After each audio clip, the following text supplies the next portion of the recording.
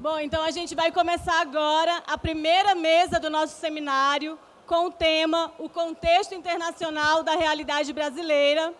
E a gente vai chamar agora a mediadora desse espaço, que é a diretora da Fundação Perseu Abramo e economista Ellen Coutinho. Uma salva de palmas para a companheira, gente.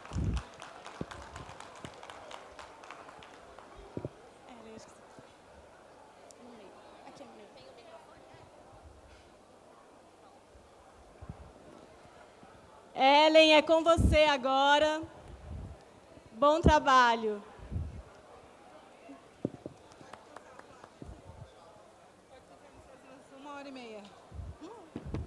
Boa noite. Boa noite, companheirada. Vamos dar início à primeira mesa do nosso seminário, essa mesa Contexto Internacional da Realidade Brasileira. Esse seminário para debater programa, para debater presente, para debater futuro do PT e da sociedade brasileira. Por favor, se sentem, vamos nos acomodar. E enquanto vocês estão se acomodando, eu vou convidar as pessoas que vão integrar essa mesa e que vão contribuir no debate aqui conosco.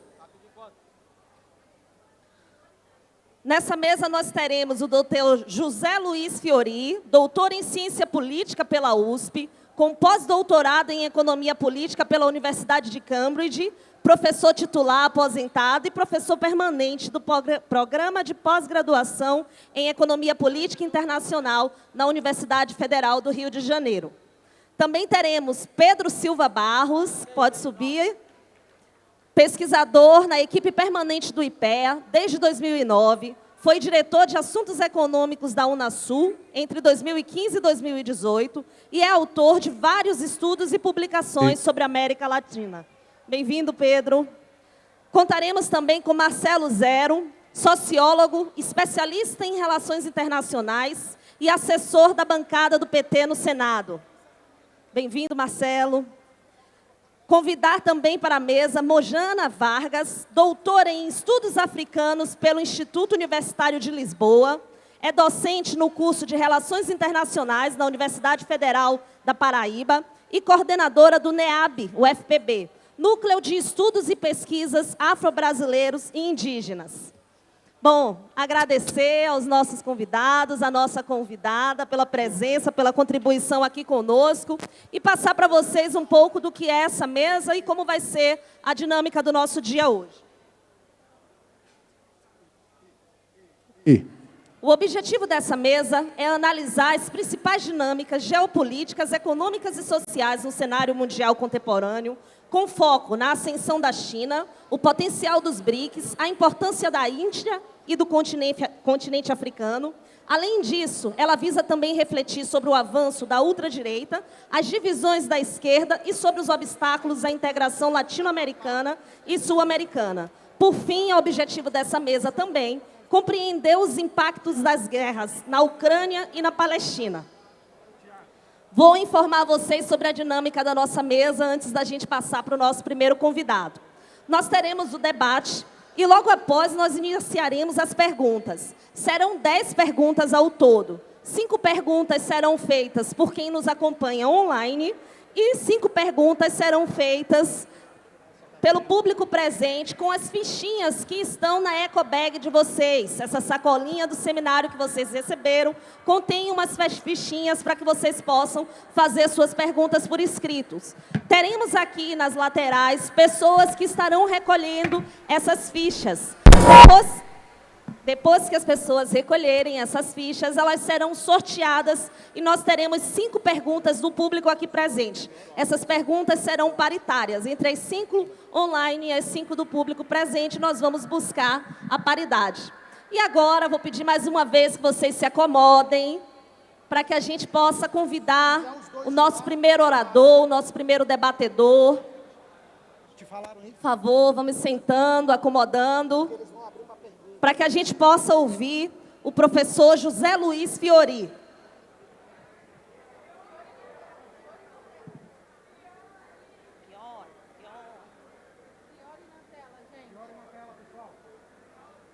Professor, o senhor nos escuta?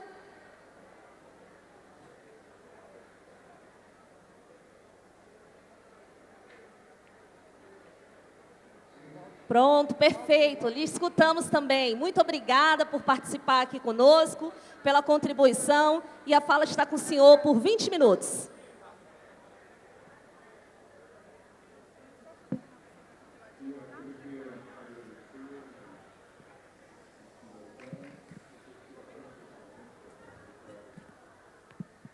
É a honra de compartilhar essa mesa com o professor Marcelo, o professor Pedro e a professora Morgana. E queria também cumprimentar vocês pela própria ideia desse debate, que não é comum nos tempos que correm, juntando intelectuais e militantes partidários, políticos militantes ou militantes de organizações sociais. E, em segundo lugar, pelo fato de que a Perseu Abramo e o PT tenham esse hábito saudável de incluir a questão do debate internacional, das questões internacionais, com uma condição essencial e cada vez mais constringente da vida política e econômica das nações. Aliás, logo que eu recebi o convite do Paulo Vanucchi, já faz umas 2 semanas, eu lembrei e fui procurar e localizei, não é? Porque um texto que era transcrição de uma palestra que eu fiz há exatamente 25 anos atrás, aí em Brasília, no Congresso Nacional, a convite do deputado José Genuíno, para a bancada parlamentar do PT e para uma parte da direção nacional do PT, no dia 19 de janeiro de 2000. E o tema, se não me falha a lembrança, depois de um quarto de século, acho que o tema era mais ou menos o mesmo do seminário de vocês desse aí de novembro. Tratava-se de discutir naquele momento, no final do século XX, 2000, não é? As grandes transformações do capitalismo, as grandes transformações do sistema internacional, não é? E como elas estariam constrangendo não apenas a trajetória do Brasil, mas, sobretudo, naquele momento, essa eu acho que era a preocupação central, não é? As perspectivas do Partido dos Trabalhadores depois de uma década de intensa política neoliberal no Brasil durante o período Fernando Henrique Cardoso. O presidente Lula já havia sido candidato 2 vezes, mas havia uma dúvida sobre como enfrentar a eleição de 2002, acho que foi, né? E afinal foi uma eleição vitoriosa. Mas o importante e o interessante, eu inclusive incluí essa transcrição dessa conferência com o pós-fácil de um livro meu que lancei recentemente, né? É interessante não só pelo fato de que é uma conferência gigantesca, eu acho que ela durou umas 2 horas ou mais de 2 horas e meia, falando uma manhã inteira no Congresso Nacional, e depois à tarde, foi uma tarde inteira de debate sobre... Também estavam na mesa como debatedores a professora Maria Conceição Tavares, que era militante do PT, e o professor Luiz Gonzaga Beluso. Mas o interessante nesse artigo, né, de olhá-lo e relê-lo, né, e foi o que eu fiz, a primeira coisa que eu fiz ao começar a pensar nessa nossa conversa de hoje, não é? Foram 2 coisas, né? Uma é porque em 2000 a minha conferência naquele momento olhava para 25 anos antes e começava exatamente em 1975, na década de 70, com a crise norte-americana da década de 70, seguida da grande restauração ou revolução conservadora que começa nos anos 80, com Ronald Reagan, não é? Depois a vitória completa dessa restauração conservadora nos anos 90, com o fim da União Soviética, o fim da Guerra Fria, o fim do mundo comunista, com exceção da China, enfim, não é europeu.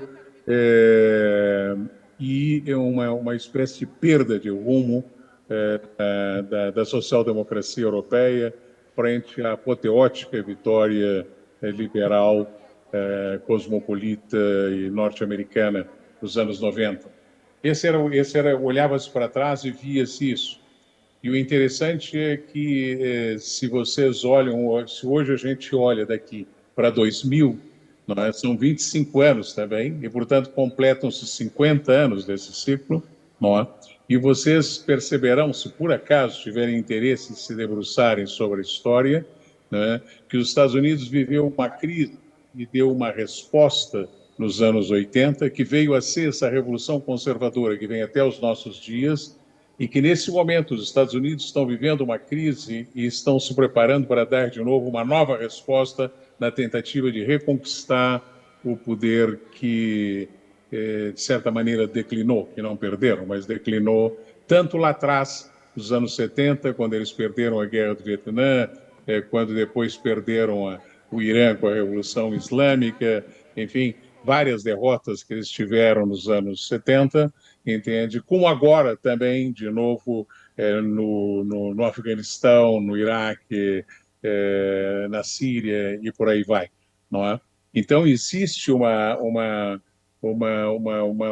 estranha sintonia ou semelhança, uma analogia entre o que passou nos anos 70, 80, do século passado e esses anos que nós vamos viver agora para frente. Nesse sentido, é instrutivo olhar para trás.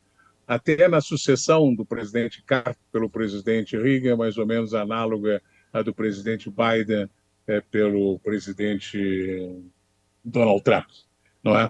Eu, quando vi esse texto e lembrei desse debate no PT, talvez tenha sido a única vez que fui falar para os militantes e políticos do Partido dos Trabalhadores, não é uma reunião de intelectuais e militantes, e agora de novo, me deu uma enorme vontade de fazer essa exposição sobre esse texto para trás para frente, para ver como é que a história se move. Mas me dei conta que é impossível, a gente só tem 20 minutos e, portanto, eu vou cortar aqui e entrar direto na conjuntura atual e fazer duas observações, apenas que talvez seja o que cabe, se é que cabe nesse tempo que nos toca. Sobretudo, porque nós estamos, na verdade, como que sentados sobre um vulcão, né, numa conjuntura onde o sistema mundial está inteiramente estilhaçado em processo de fragmentação, em perda de ordem, em perda de regras, não é? Nós estamos vivendo uma situação excepcional, não é?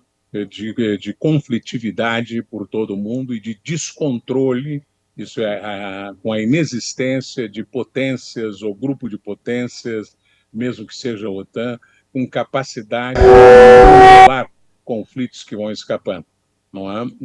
Eu estive vendo uma estatística de 2021 para cá, nos últimos 4 anos, houve um aumento de 65% no número dos conflitos em todo o mundo e na extensão do território envolvido por esses conflitos, não é? No mesmo período em que a gente tem 2 guerras simultâneas, uma já com mais de 2 anos, a outra com mais de 1 ano, a gente tem em pleno curso e assiste pela televisão absolutamente espantado o genocídio de um povo visto pela televisão, não é? A gente tem agora, de repente, uma ressurgência do terrorismo na Síria. Vocês assistiram ontem um inesperado golpe de Estado na Coreia do Sul, que depois reverteu imediatamente. Hoje, ontem, agora caiu o governo Macron na França, pouco depois do governo de Olaf Scholz estar inteiramente de joelhos, derrotado eleitoralmente. Na România, por surpresa total, um candidato que tinha 4% de extrema-direita nacionalista e simpático à Rússia e, portanto, antipático à posição atual da União Europeia e da OTAN, ganhou as eleições, agora vai ter um segundo turno, mas, enfim, ganhou o primeiro turno em surpresa total, a Geórgia está um caos, não é? O Sudão está um caos, a África está isso é. E a sensação que você tem é que a conjuntura, o contexto internacional é impossível de ser sintetizado, não é? Numa conferência, para que falar em 20 minutos? Não há nenhuma possibilidade. Então, eu escolhi falar apenas de um fato absolutamente dramático que nós estamos vivendo e que talvez nem todos vocês tenham plena consciência de que estamos vivendo, não é? E daí decorre um paradoxo para todos os pacifistas e para a esquerda em geral. Vou tentar explicar isso e esse é o meu ponto. Qual é a situação absolutamente dramática que nós estamos vivendo? Estivemos vivendo nas últimas semanas, né? Talvez esteja desacelerando, mas pode estar em curso, não há como sabê-lo, não é? Mas eu diria mais ou menos assim, e o epicentro disso está na Ucrânia. Não, o epicentro da conjuntura internacional está na Ucrânia. Não adianta querer sair deslocado daí e falar de outra coisa. É aí que está. É aí que está se jogando o futuro nesse momento, não é? Do sistema internacional. Pois bem, nesse conflito da Ucrânia, pelo menos de junho para cá, não, houve uma decisão mais ou menos convergente, cada vez mais clara, cada vez mais convergente, pelo lado da OTAN e dos Estados Unidos, que estão, de fato, em guerra com a Rússia no território da Ucrânia, não é? Que foi consagrada na reunião de número 75, essa 75ª reunião da OTAN, em Washington, entre 9 de julho, agora de 2024, não é? Nessa reunião, que foi montada para ser uma espécie de demonstração de força, de consenso, de unidade, não mais em torno da Ucrânia, entende? Mas sim em torno à ideia de um ataque ao território russo. Essa era a questão que estava em discussão. Liberar a Ucrânia, leia-se, as forças da OTAN dentro da Ucrânia também, não é, de utilizarem mísseis balísticos de longa distância para atacar o território russo, o que significa um envolvimento mais direto, para não dizer escandalosamente direto, da OTAN em guerra com a Rússia. Então, e daí seguiram-se vários outros movimentos no tabuleiro europeu, que eu não vou ter tempo aqui de detalhar, na mudança da direção da OTAN, na mudança da direção do Conselho da Europa, a nova relações exteriores, chefe de relações exteriores da Unidade Europeia, tá? Não é? Que, de certa maneira, fecharam um bloco altamente belicista e decidido a esse ataque. Pois bem, pelo outro lado, e como resposta à percepção de que estava em escalada essa ideia de um first strike atômico contra a Rússia começa a fazer exercícios já muito mais na ponta, não é, de um ataque atômico contra a Europa, tá certo? Já como que pré-preparando esse ataque, consciente de que seria passível de sofrer o primeiro ataque. Pois bem, essa situação foi escalando sem que o público comum tivesse notícia, até o momento em que, 3 semanas ou 4 semanas atrás, finalmente a França e a Inglaterra conseguem convencer o Biden e autorizam a Ucrânia a atacar o território russo. Pois bem, feito esse ataque, talvez todos vocês tenham acompanhado o que aconteceu. Não é? Imediatamente a Rússia respondeu utilizando um foguete balístico novo, não é? Desconhecido, uma arma desconhecida, não é certo? Que chamaram de Oreshnik, não é? E que tem um poder gigantescamente superior ao balístico disponível na Ucrânia em inglês, francês, americano e alemão. Não é? Isso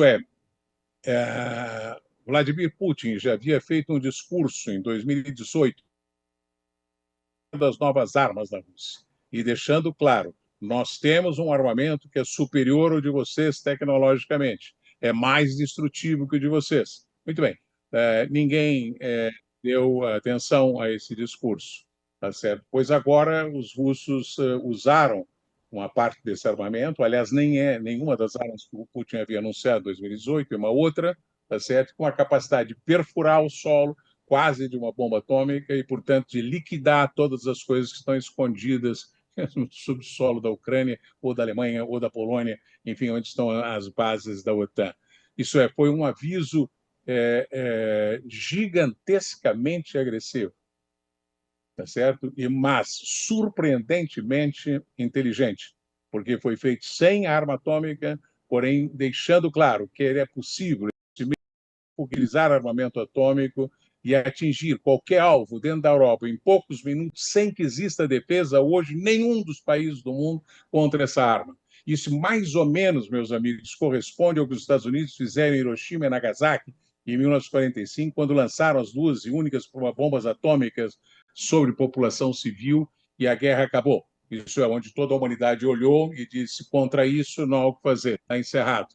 Igual em 1991, os Estados Unidos bombardearam na Guerra do Golfo o Kuwait e o Iraque, né, com bombas teledirigidas que eram desconhecidas até então, e os generais de todo o mundo olharam aquilo e disseram: temos um poder superior aos demais no mundo, né, que são os Estados Unidos. Tá certo? É isso, de certa maneira, o que Putin tentou fazer com esse ataque foi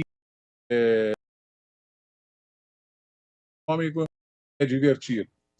Tenho um armamento superior ao dos senhores, não é? Tá certo? Mas esses senhores seguiram avançando. E nós estivemos, até a semana passada, ou retrasada, na beira de um enfrentamento atômico.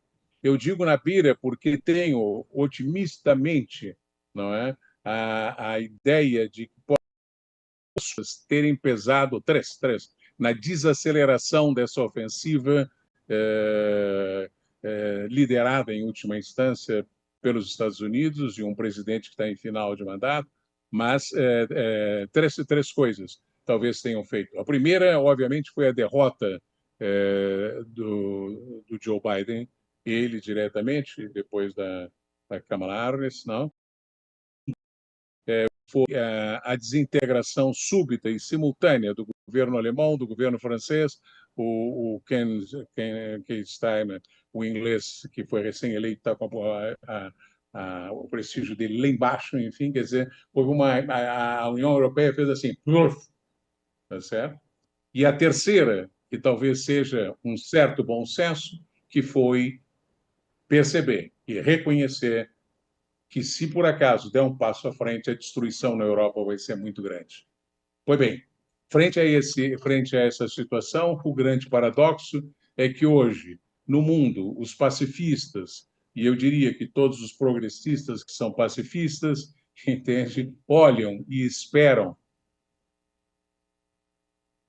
pela intervenção de um novo presidente de extrema-direita, conservador, hiper-reacionário, Donald Trump, como sendo o personagem que vem para pacificar, que é um gigantesco paradoxo, mas é a situação que nós estamos vivendo e é assim que há que olhar.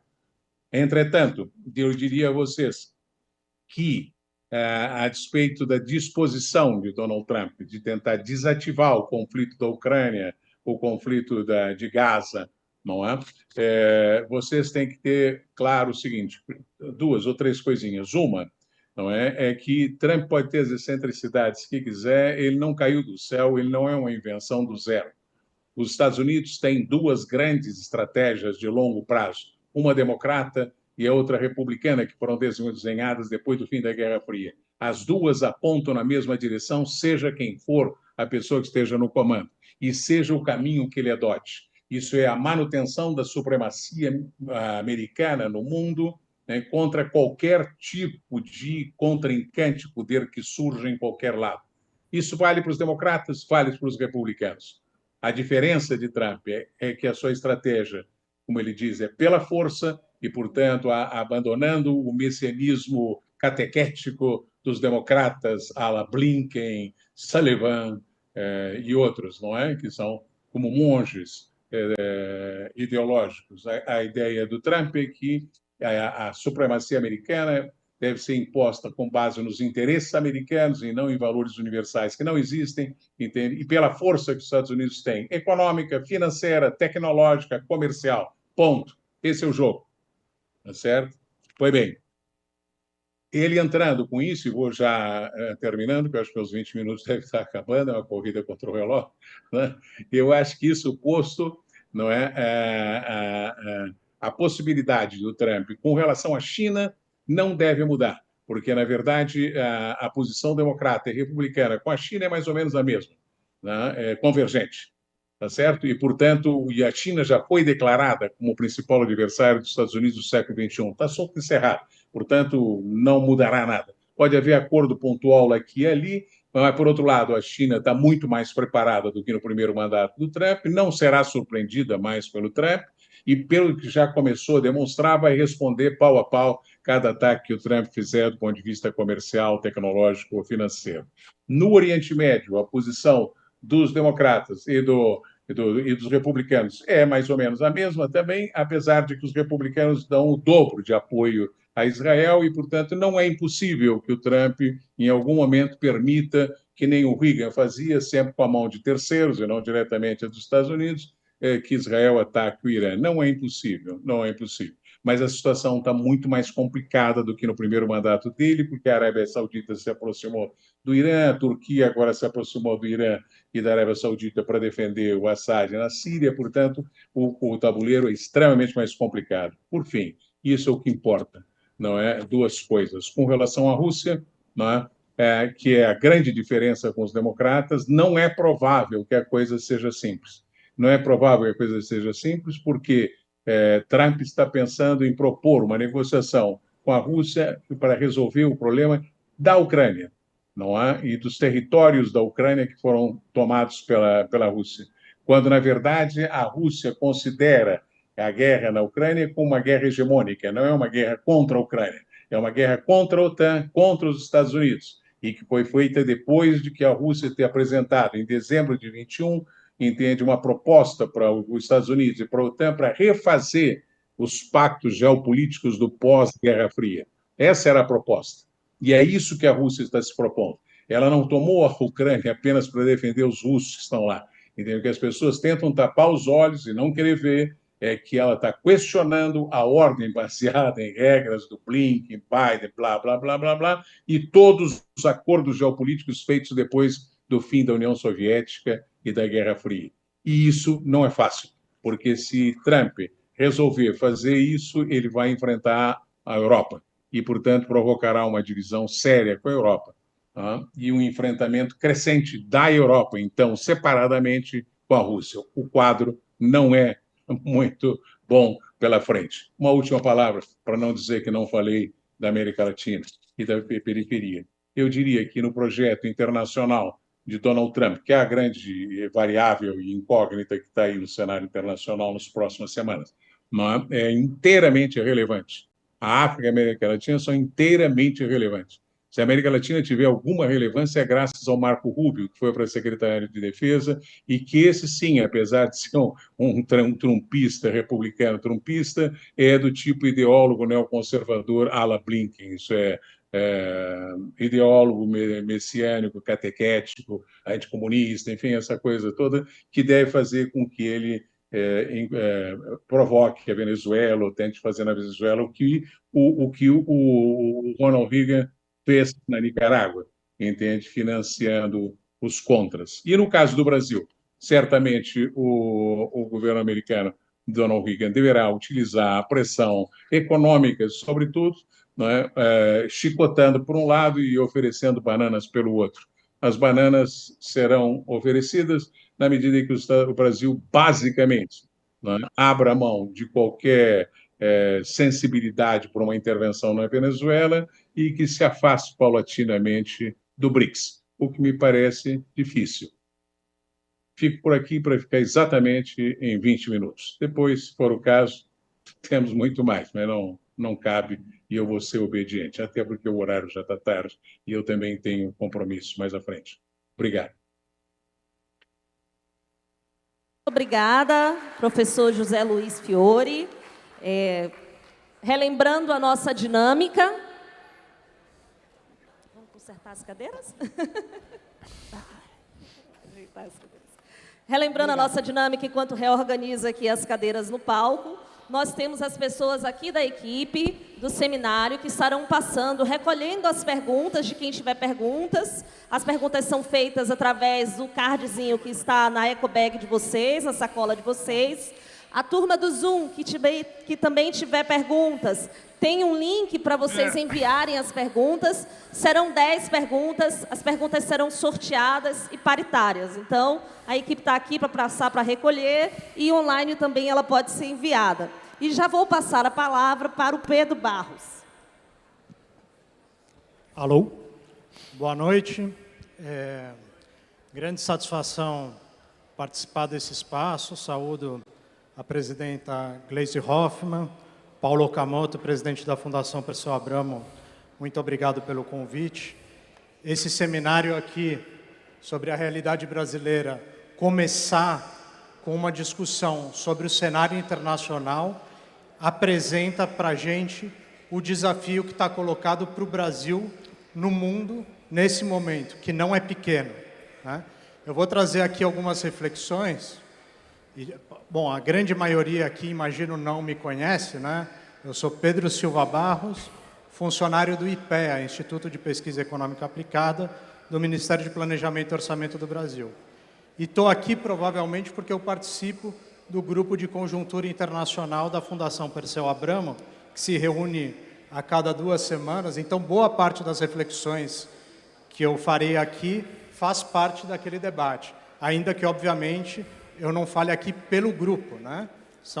É um espaço de reflexão maior, mas está aqui a Mônica Valente, o Walter Pomar, outros companheiros que são muito mais conhecidos e reconhecidos aqui na discussão no PT, mas a ideia aqui é trazer uma breve síntese a partir do diagnóstico brilhante do professor Fiore, mais específico da América Latina, né? Saúdo as colegas e colegas de mesa, né? Mojana, Ellen, Marcelo, e começamos aqui pelo que é para o Brasil, qual é o papel do Brasil no mundo e quais as prioridades para o nosso governo, né? Então, no programa de governo da Federação Partidária, PT, PCdoB, PV, no programa de governo que elegeu o presidente Lula, há 2 prioridades claras de política externa, que muitas vezes é confundida pela agenda conjuntural. Mas as prioridades são integração regional e fortalecimento do BRICS. Por que eu digo isso? Principalmente para os colegas que trabalham no governo. Nos últimos meses, devido ao espaço do G20, importantíssimo, que o Brasil liderou brilhantemente, fez pela primeira vez a cúpula social do G20, assim como na reunião da Amazônia, com os 8 presidentes da Amazônia, foi feita antes o espaço de debate com a sociedade civil, com 20 mil pessoas, ainda que seja importante o G20, ainda que sejam importantes vários outros espaços internacionais, as nossas prioridades são 2. Fortalecimento do BRICS e, principalmente, que é o nosso objetivo constitucional, integração regional. A política geral do Brasil pode ser definida, de maneira resumida, como um não alinhamento ativo. O que é isso? Não alinhamento ativo é agendas positivas com todos os polos de poder, com os Estados Unidos, com a China, com a Europa, mas prioridade inequívoca para a integração regional. Hoje, na América do Sul, a gente tem um quadro desastroso, fruto dos desmontes dos últimos 10 anos, que é desintegração econômico-comercial, simultaneamente, concomitantemente, ao mesmo tempo, de fragmentação política. Fragmentação política não só entre os países, que é visível, é muito difícil reunir todos os países da região hoje, mas fragmentação e polarização dentro de cada um de nossos países. Esse é um cenário desastroso para a região. A região dividida, ela é muito mais vulnerável as ingerências extra-regionais. O cenário que o professor Fiore trouxe é de um mundo muito mais complexo em relação ao ambiente, ao clima, muito mais complexo em relação à paz, temos guerra no centro, e também é muito mais complexo para a gente pelas dificuldades de integração regional. A partir desse cenário, o que foi feito nesses 2 anos e o que pode ser feito, né? Que eu acho que a contribuição que pode ser trazida aqui é principalmente o que pode ser feito nos próximos 2 anos. O presidente Lula já na transição, então a gente pode considerar que desde a transição a gente já tem 2 anos de governo, ele desenhou a política a partir desse diagnóstico de não alinhamento ativo. As primeiras viagens, né, ainda em janeiro do ano passado, o presidente, como está hoje, foi ao Uruguai e foi à Argentina. Logo em seguida, em fevereiro, foi a Washington. 2 meses depois, em Pequim. E ele fez algo que, na transição, muitos achavam que seria impossível, que seria reunir aqui em Brasília os 12 presidentes da América do Sul. Não era fácil. Só esse encontro, essa mesa com os 12, já deve ser muito aplaudida. E foi reconhecida pelo mundo. Mas para que isso fosse possível, ele teve que ir a Washington, teve que ir a Pequim, teve que ir à Europa dizer que aqui na América Latina, quem define o futuro somos nós, latino-americanos. Esse é um princípio constitucional do Brasil, está na primeira página da Constituição, parágrafo único do artigo 4º. O Brasil deve buscar, não é liderar, não é impor, não é hegemonizar, buscar a integração política, econômica, social, cultural dos povos da América Latina. E esse povos é especialmente importante no momento que Cuba sofre, mais do que nunca, um ataque à manutenção das sanções, do embargo, e a solidariedade latino-americana deve ser resgatada. É muito difícil hoje, mesmo nos espaços de esquerda, aparecer essa palavra, solidariedade. Ela é fundamental para a nossa política externa ser efetiva, ela é fundamental para consolidar no mundo a ideia de América Latina livre como zona de paz, livre como distante das ingerências extra-regionais. Tem capacidade de dissuasão, isso é importante, eu vou falar depois 1 minuto sobre a questão dos militares. Agora, aqui na região, no ano passado, a gente teve esse encontro. O presidente Maduro nunca havia se reunido na vida com os presidentes do Uruguai, Lacalle Pou, ou o Mário Abdo Benítez, que governava o Paraguai. O presidente da Colômbia não reconhecia o governo do Peru.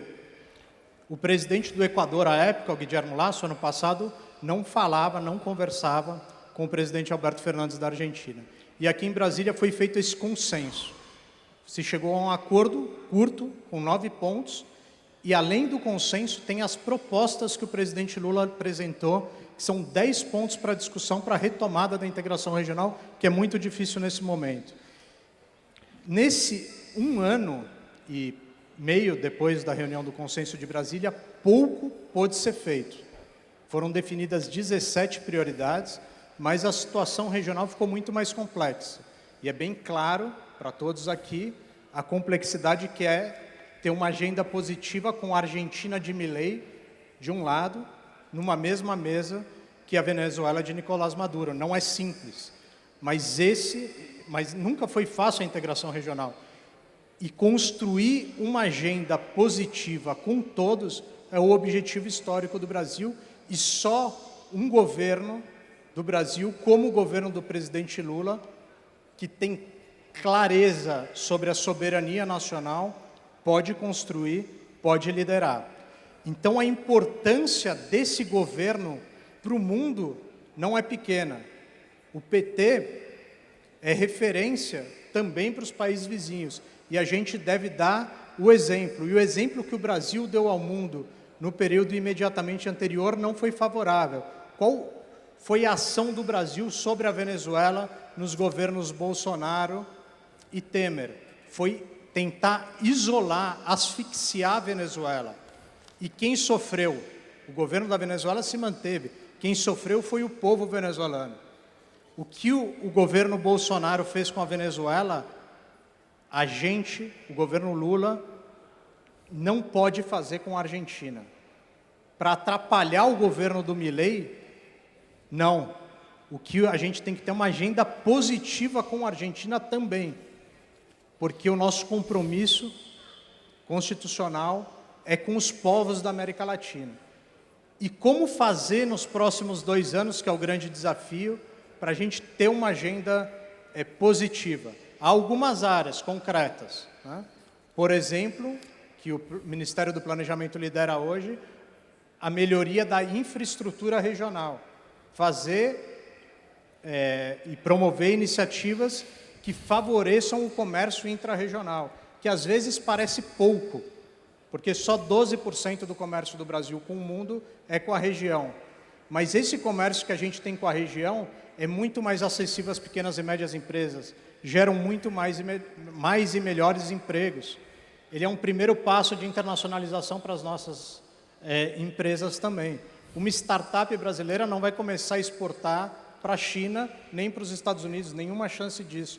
O nosso espaço regional é prioritário. Ainda que nossos vizinhos só respondam por 1,3% das importações do mundo, do que a gente exporta com alta e média alta intensidade tecnológica, 40% é para a região.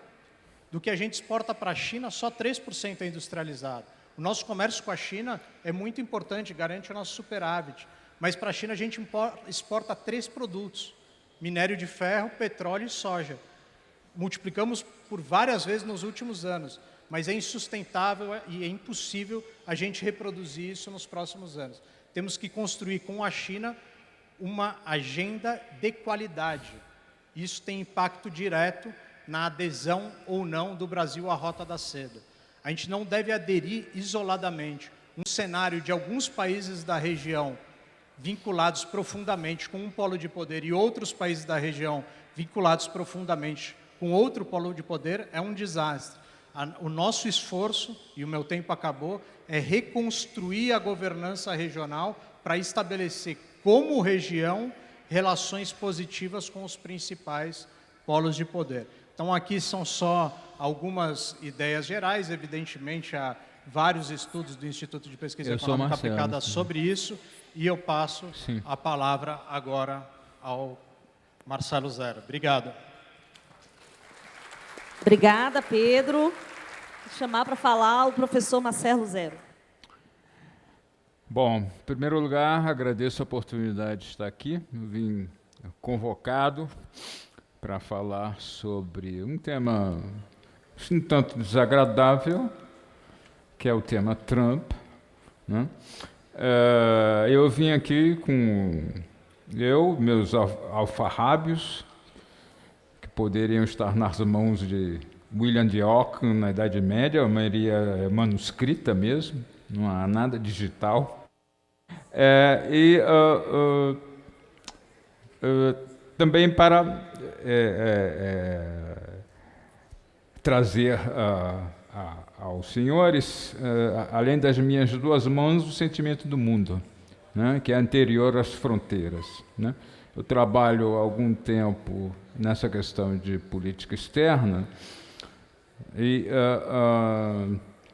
por força do ofício, eu tenho acumulado algumas informações, algumas ideias que talvez possam ser úteis nessa discussão. E eu vou começar contando algumas historinhas que me parecem relevantes em relação ao como o mundo funciona. Não como nós imaginamos que o mundo funciona, mas como ele realmente funciona. Então, vou começar com uma historinha de 1968. Em 1968, o Henry Kissinger, que na época não era chefe de Departamento de Estado, era apenas um consultor, reuniu a equipe dele porque ele estava preocupado com um fenômeno novo que estava se verificando nos Estados Unidos, ou nas relações entre os Estados Unidos e o mundo. E qual era esse novo tema? Esse novo tema eram os déficits. Os Estados Unidos, desde o final da Segunda Guerra Mundial, vinha acumulando superávites extraordinários com os outros países do mundo, mas a partir de 68, esses extraordinários superávites comerciais começaram a se transformar em déficits. E pela experiência do Kissinger, toda a nação, a experiência histórica do Kissinger, né, conhecida, toda a nação que começava a exibir déficits comerciais contínuos acabava sendo substituída por uma outra potência mundial que produzia superávit. É a chamada armadilha de Tucídides, né? À medida que uma potência vai se enfraquecendo, outra começa a se fortalecer, a tomar lugar dessa antiga potência. Aí o Kissinger pediu para a sua equipe, muito bem formada, que dissessem em uma página o que poderia ser feito para evitar esse novo problema dos déficits internos, déficits externos, para evitar, evidentemente, em última instância, que os Estados Unidos deixassem de ser o grande hegemon do mundo. E a maior parte dos intelectuais, que eram economistas, falaram em reduzir crescimento, aumentar taxas de juros, reduzir déficits fiscais, né, para que, dessa forma, o equilíbrio necessário pudesse ser restabelecido.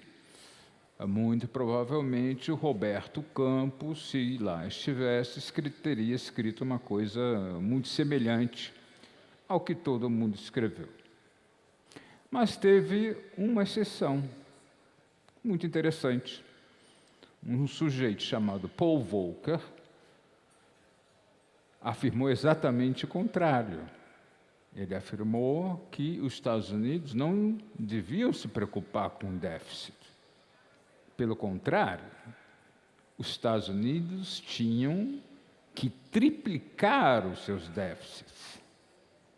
Triplicar os seus déficits e absorver todas as riquezas produzidas na época pela Europa, Japão e outros países, mais tarde pela China, de modo a ter um maior controle sobre o comércio internacional, ter um maior controle sobre a economia mundial e, dessa forma, transformar o que era uma aparente fragilidade numa fortaleza.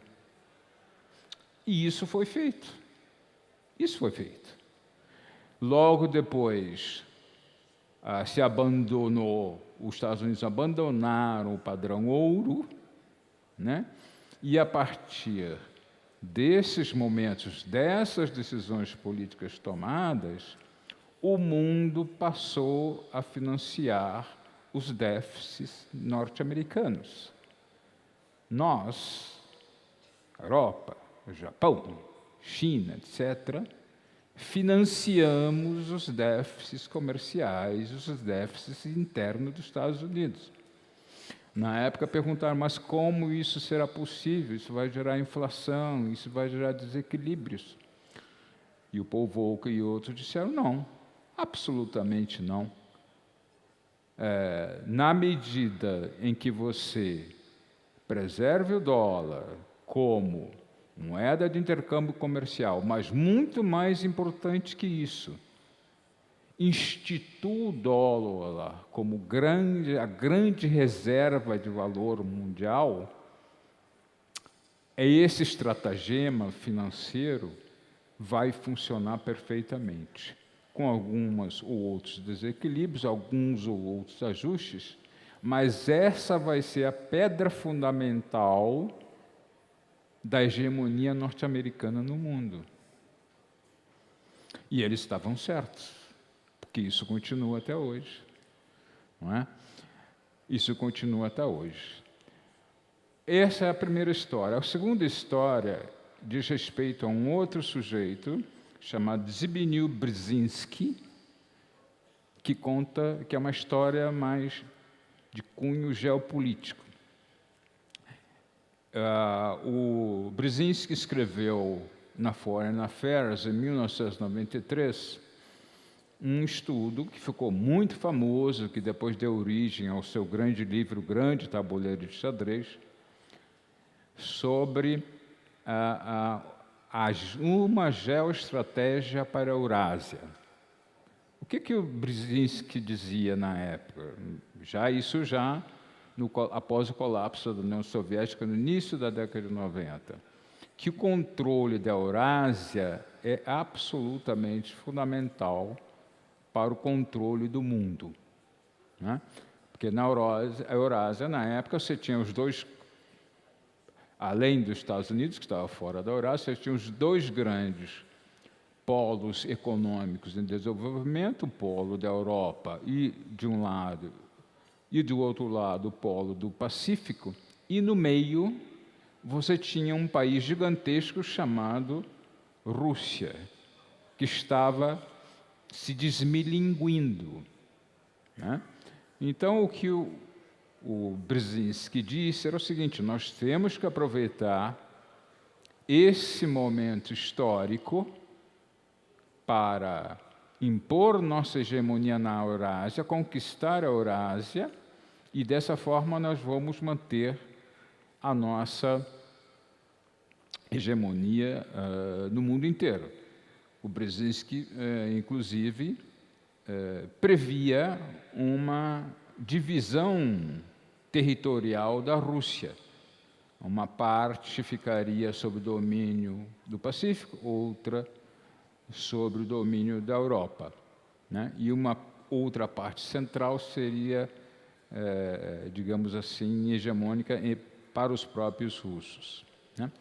Mas não só isso. O Brzezinski disse com muita clareza que para que o supercontinente eurasiano pudesse ser hegemonizado definitivamente pelos Estados Unidos de forma sólida, a OTAN tinha que se expandir. E a OTAN tinha que se expandir não apenas para os países do leste europeu. A OTAN tinha que se expandir até chegar à Ucrânia e até chegar à Geórgia. Então, isso que vocês estão, que muitos observam hoje, né, em relação ao conflito da Ucrânia, o Brzezinski, essa geoestratégia já estava traçada desde o início da década de 90. E é uma estratégia que perpassa o Partido Republicano e perpassa o Partido Democrata. Há nuances nessa grande estratégia, mas, no fundamental, elas são absolutamente coincidentes. Então, há geoestratégias sólidas e antigas destinadas a manter e a aprofundar a hegemonia dos Estados Unidos no mundo. Isso não é uma novidade, isso foi pensado e planejado há muito tempo. Em termos econômicos, desde o final da década de 60, em termos... Acabou o tempo. A história acabou.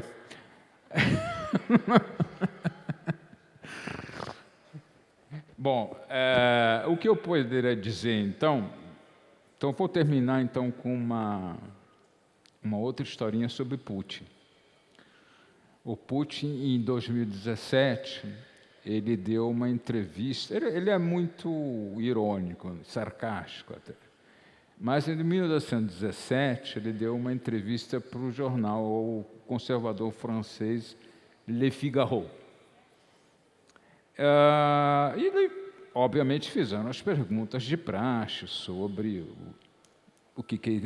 como estavam as relações com os Estados Unidos, com a Europa, etc.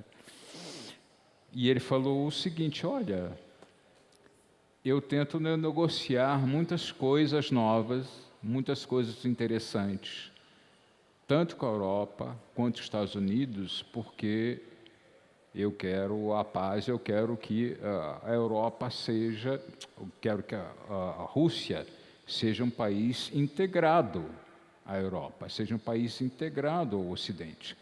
O Putin, caso vocês não saibam, sugeriu em 2000 que a Rússia entrasse para a OTAN, né? Mas toda vez que eu falo com um presidente, seja ele democrata, seja ele republicano, eu percebo uma coisa singular, que é muito interessante.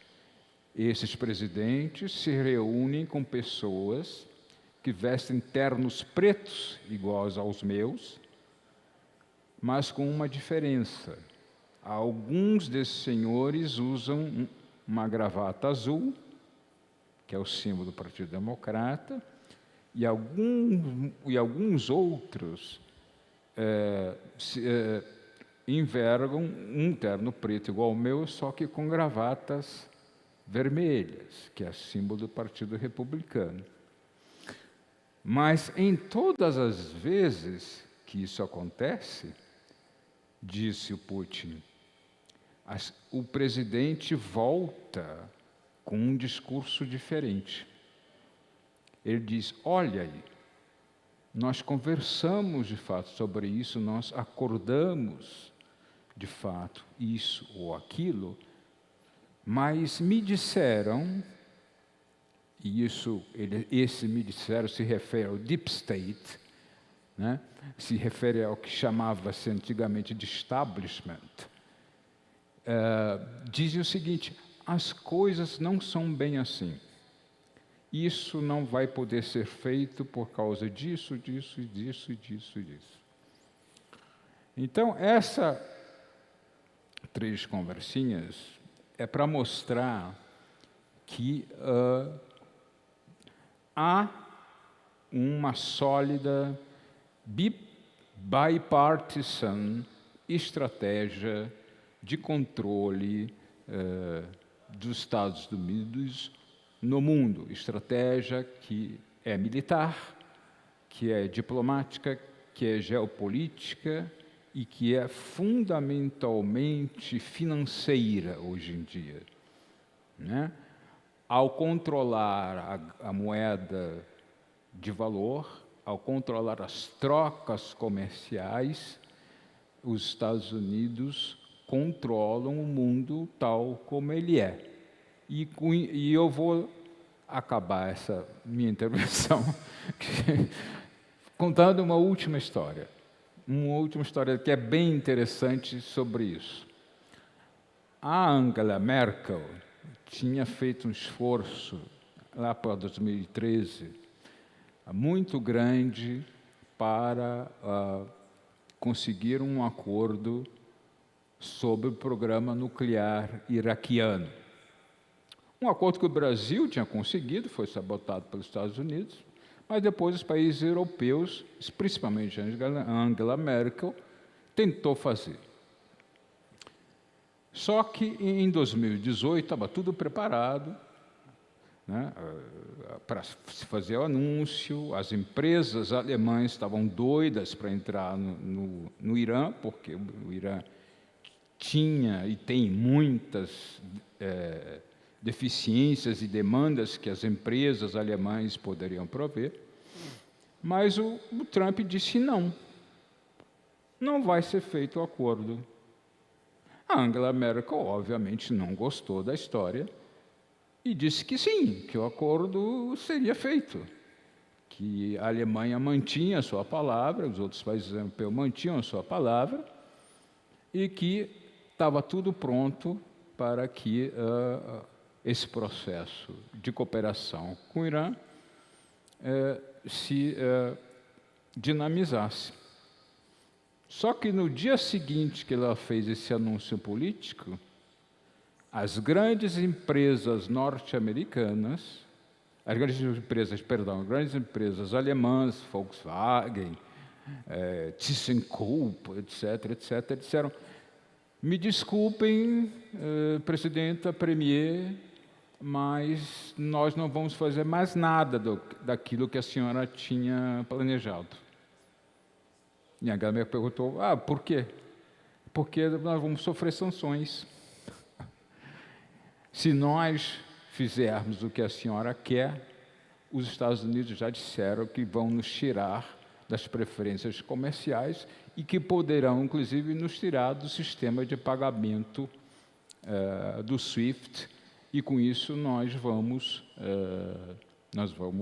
ir à falência, né? E é isso que está acontecendo na Europa hoje, a mesmíssima coisa.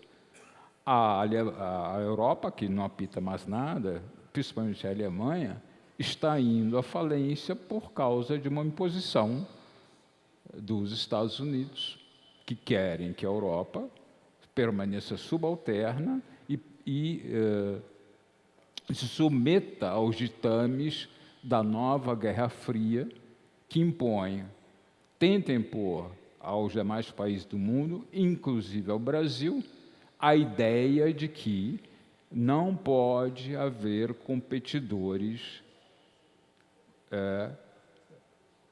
em relação aos Estados Unidos, competidores econômicos, competidores comerciais, competidores geopolíticos em relação aos Estados Unidos. É o que se chama da nova Guerra Fria, né? A nova Guerra Fria. A nova Guerra Fria que se tenta impor ao resto do mundo, inclusive ao Brasil e ao sul global. Eu deixo para o debate o que fazer para que o Brasil possa superar esses ditames impostos pelo único hegemon do mundo. Desculpe se falei muito rápido, mas é que a história fala muito. Muito obrigada, professor Marcelo Zero. E antes da gente passar para a Mojana Vargas, relembrar vocês, nós estamos agora na fala da Mojana, e em seguida nós vamos ter as 10 perguntas do público, através daquele sistema que eu já mencionei, nos papeizinhos que estão na ecobag de vocês, a turma está coletando.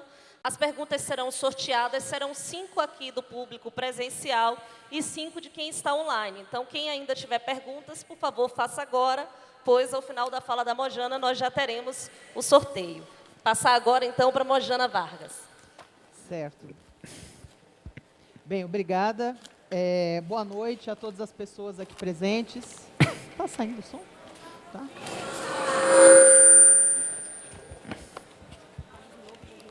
Boa noite. Não.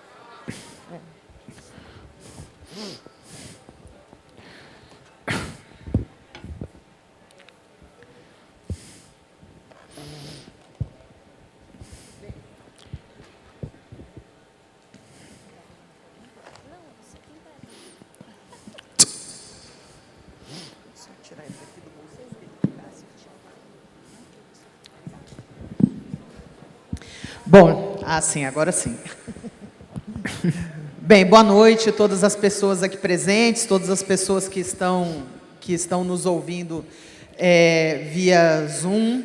É um prazer estar aqui com todos vocês e espero conseguir trazer aqui alguma contribuição interessante para esse debate. Como já foi dito aqui, eu sou professora do curso de Relações Internacionais da Universidade Federal da Paraíba. Eu trabalho majoritariamente com alunos de graduação, então eu tenho uma tendência a tentar trabalhar as coisas de forma mais didática, né? Então, espero não ser excessivamente professoral aqui com vocês. Então, eu elaborei essa fala para esses 10 minutos com base em 2 perguntas, né, que têm orientado também um pouco das pesquisas que eu faço. Uma que diz respeito mais diretamente ao tema dessa mesa aqui no seminário, né? Sobre qual é a importância do continente africano nas relações internacionais, assim pensado de forma mais geral. E a segunda pergunta, que tem mais a ver com a maneira como nós, enquanto pessoas interessadas nesse debate, nos colocamos nessa discussão, que é o que nós sabemos sobre o continente africano. Né? Porque uma das coisas que me chamou a atenção quando eu recebi a programação é o fato de nós termos uma fala em um seminário como esse, de 10 minutos, para tratar de um continente de 1,5 bilhão de pessoas e 55 países, me dá uma amostra de que nós ainda não, enquanto pensadores dessa temática, nós ainda não pegamos totalmente o espírito da coisa. Né? A gente tem uma tendência a tratar o continente africano de maneira monolítica, né? O que é nas nossas reflexões, nos nossos debates, o que é um erro evidente. Né? Então, algumas coisas que são importantes aqui para a gente saber, que o continente africano é o segundo continente mais populoso do mundo, né? Com cerca de, já chegando a um pouco mais de 19% da população mundial. Ou seja, em números arredondados, nós estamos falando já de 1/5 da população mundial. Né? Então, quer dizer, hoje em dia, a cada 10 pessoas no mundo, 2 são africanas.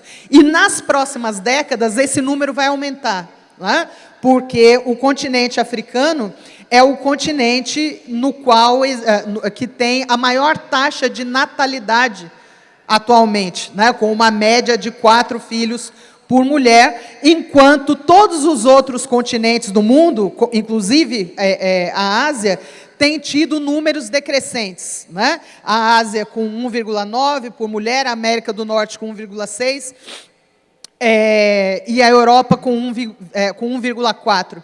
Né? Curiosamente, o único continente que tem números acima de 2, né? Aí, portanto, nesse nível intermediário entre África e os outros continentes, é a Oceania, né? Que também é um espaço um pouco mais distante para nós. Né? Entre os 10 países mais populosos do mundo, 2 são africanos. Né? A Nigéria e a Etiópia, que inclusive são parceiros importantes para o Brasil, né? Assim, individualmente na sua política internacional e na sua política para o continente africano em particular. Né?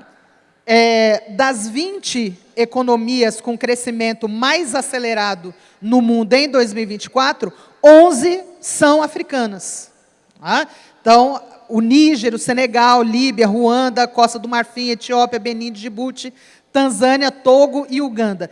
É importante também a gente observar que desses países que estão passando por essa situação, estão nessa situação de crescimento econômico acelerado, alguns deles passaram ou estão passando por crises sociais e políticas recentes. Né? A Líbia, né, vem passando ainda por uma crise política e social importante, ainda decorrente das primaveras árabes.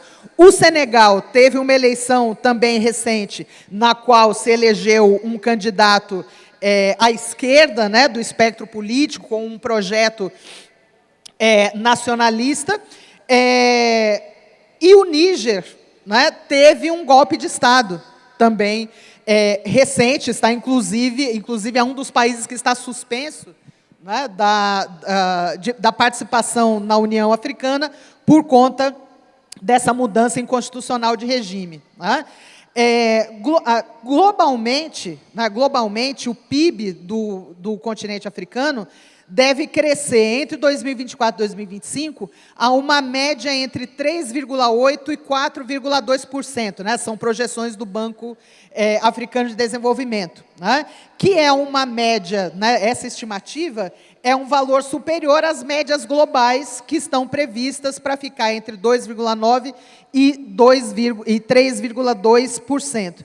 Então, quer dizer, o continente africano hoje, com todas as dificuldades que os países do continente enfrentam, é um polo dinâmico, né, da economia internacional, diferentemente daquela leitura e daquela situação que se tinha nos anos 90, quando a maioria dos países passavam por uma gravíssima crise de endividamento, né, que levou à adoção de planos de ajuste estrutural, financiados pelo FMI, que geraram problemas gravíssimos em vários países, né? E o Brasil, ele se relaciona de forma com todo o continente, pelo menos desde 2003, com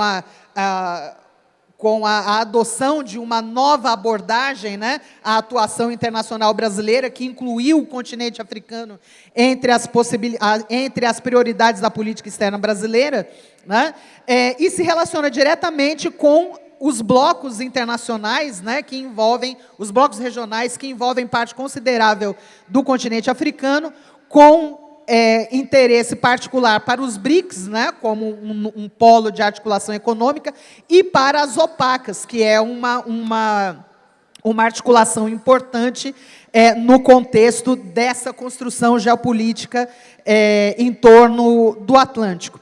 Então, no momento, assim, no período recente, o tema central da política continental africana tem sido a integração das economias, né, nos últimos 5 ou 6 anos, né, esse tem sido o foco principal.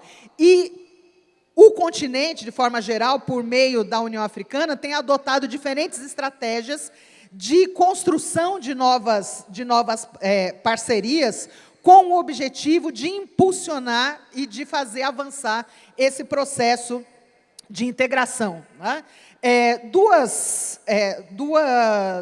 Dois momentos importantes aí foram a cúpula de 2022, a cúpula Estados Unidos, líderes africanos, né, que foi promovida pelo Departamento de Estado dos Estados Unidos, assim, com uma grande repercussão midiática, com o objetivo de discutir a promoção da segurança alimentar, da paz e da segurança, resposta à crise climática e ampliação dos laços da diáspora, porque a diáspora africana ela é tratada nos fóruns africanos e na União Africana em particular como mais uma região política, né, do espaço político africano no exterior, né, com as populações de origem africana fora do continente.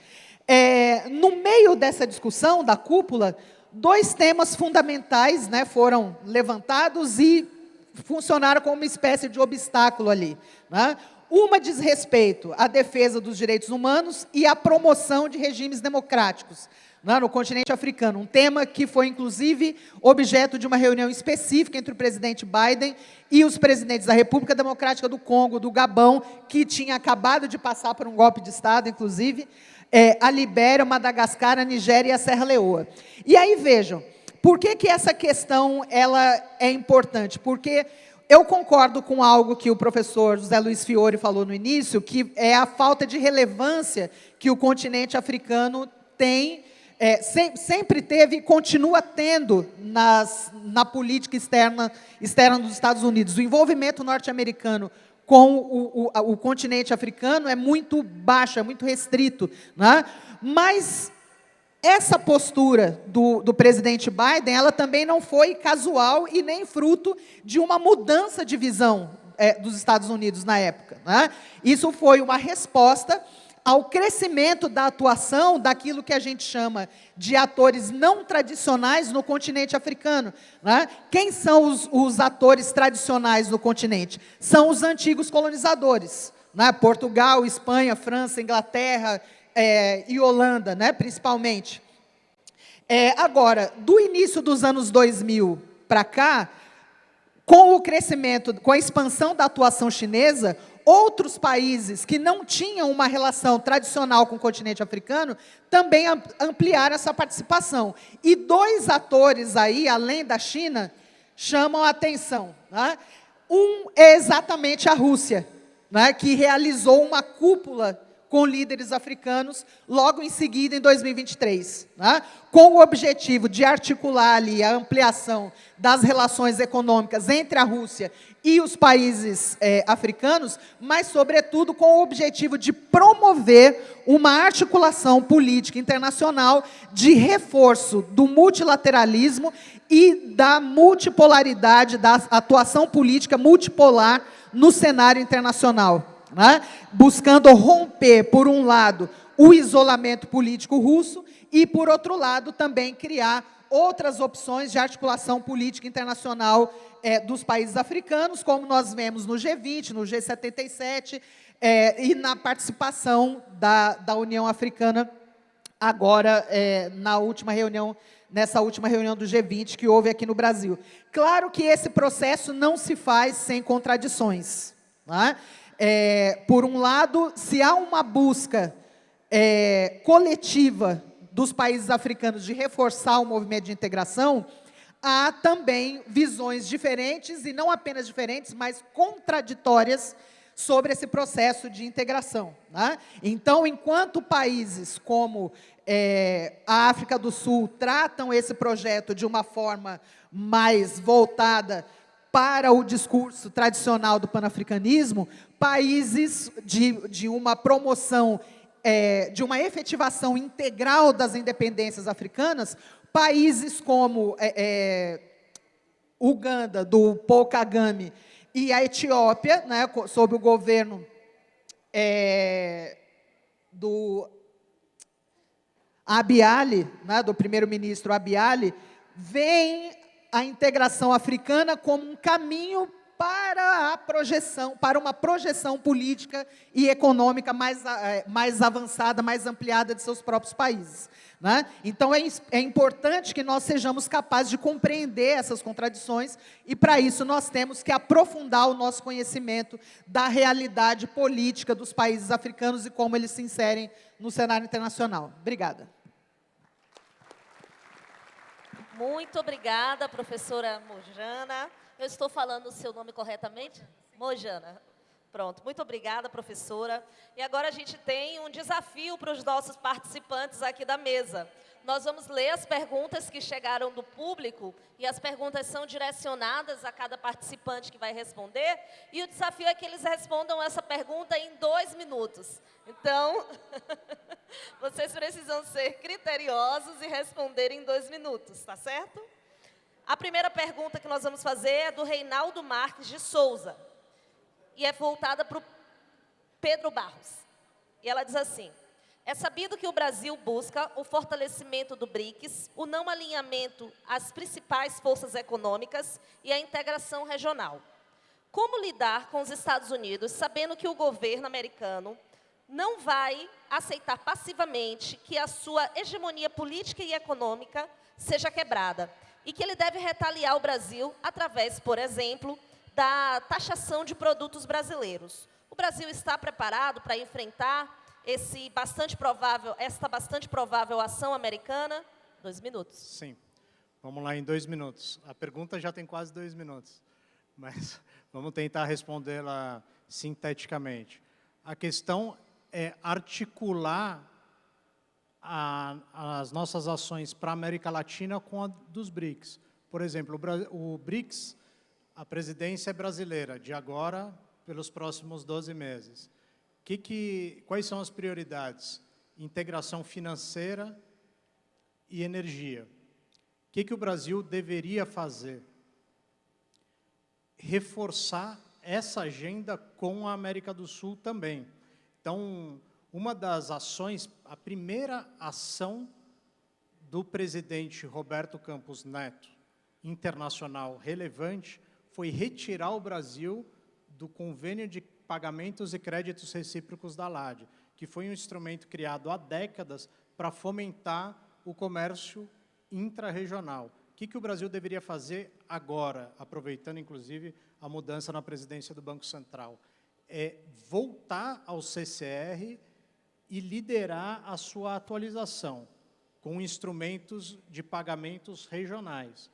Fazendo isso, o Brasil eleva o seu patamar para discutir e avançar na discussão de pagamentos em moeda local ou um sistema alternativo dentro dos BRICS.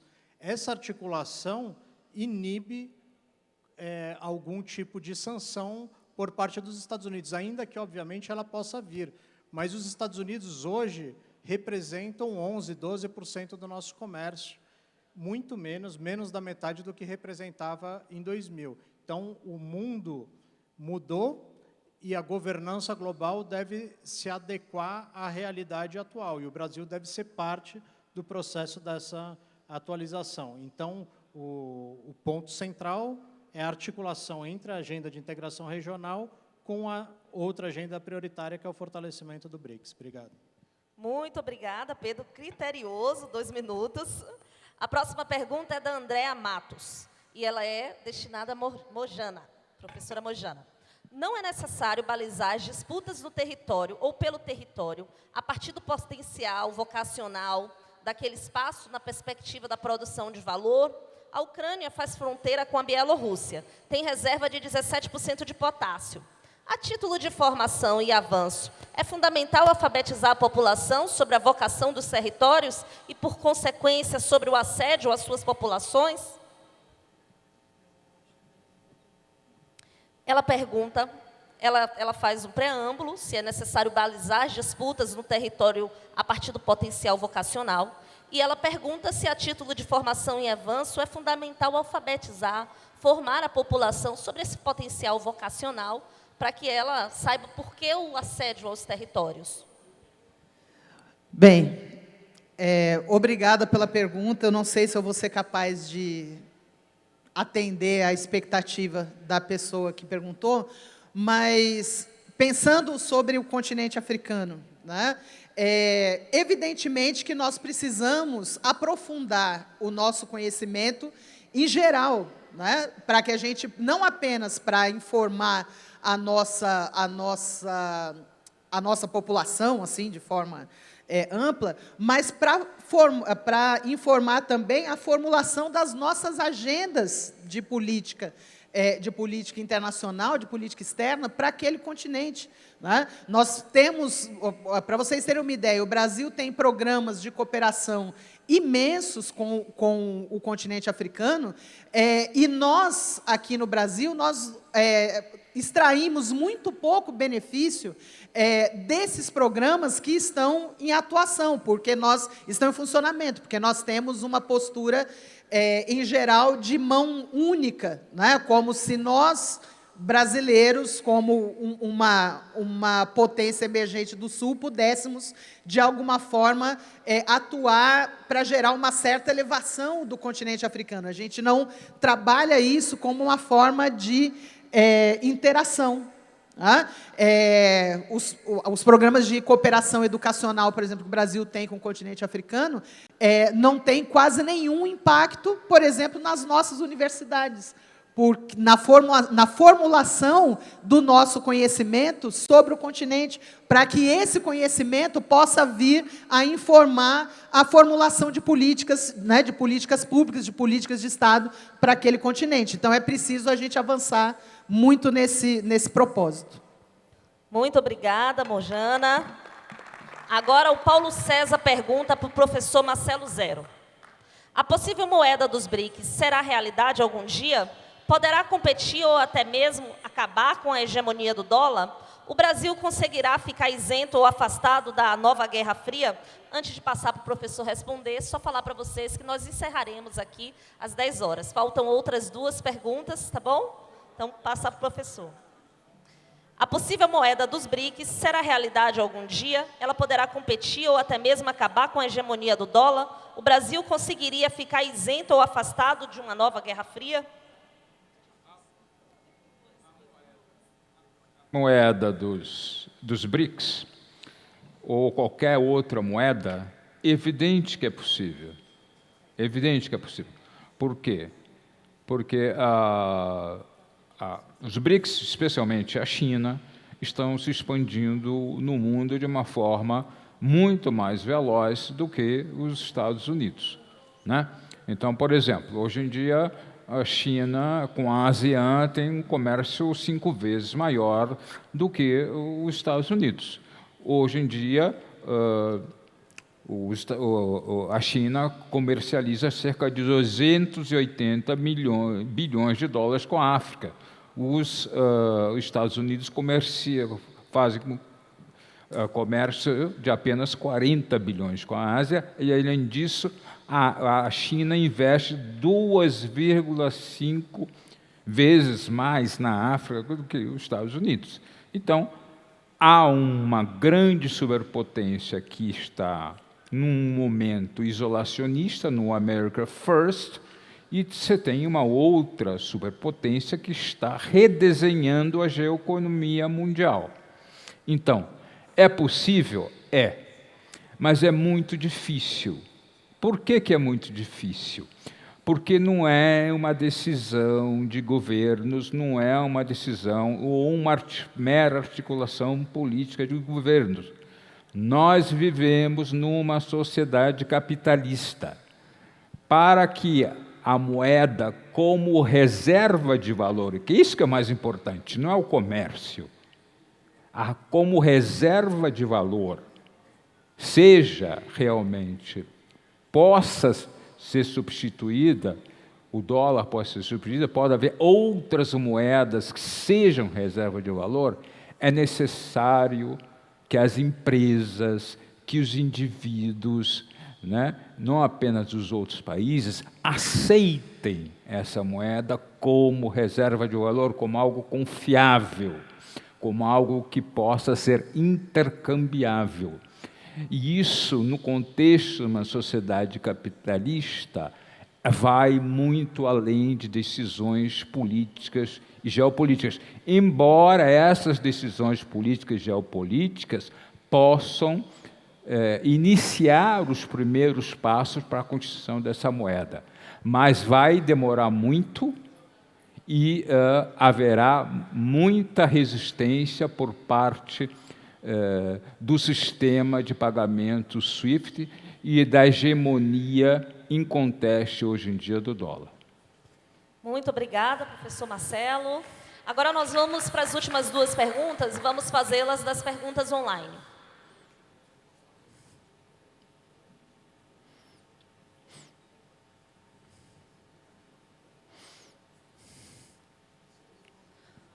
O Jamerson, de Recife, pergunta. Ele pergunta para o professor Fiore. O professor precisou sair porque esse evento estava programado até um horário e como nós tivemos um pequeno atraso, ele já não podia mais ficar. Então, a depender da pergunta, nós vamos direcionar a outro participante. Para cada proposta indecente de sanção dos Estados Unidos, precisamos estudar as invertidas comerciais possíveis a serem dadas no Trump. É possível a gente antever tendências de possibilidade de sanção da extrema-direita trumpista? Uma pergunta dos Estados Unidos, vou direcionar ao professor Marcelo Zero. 2 minutos, professor. Bom, vamos ser claros. Vamos ser claros. Eu acho que eu entendi o sentido da pergunta. Trump vai ser pior ou melhor do que Biden? Essa é a grande questão. Trump vai ser pior do que Biden, porque Trump ele expressa o lado cru, o lado da força da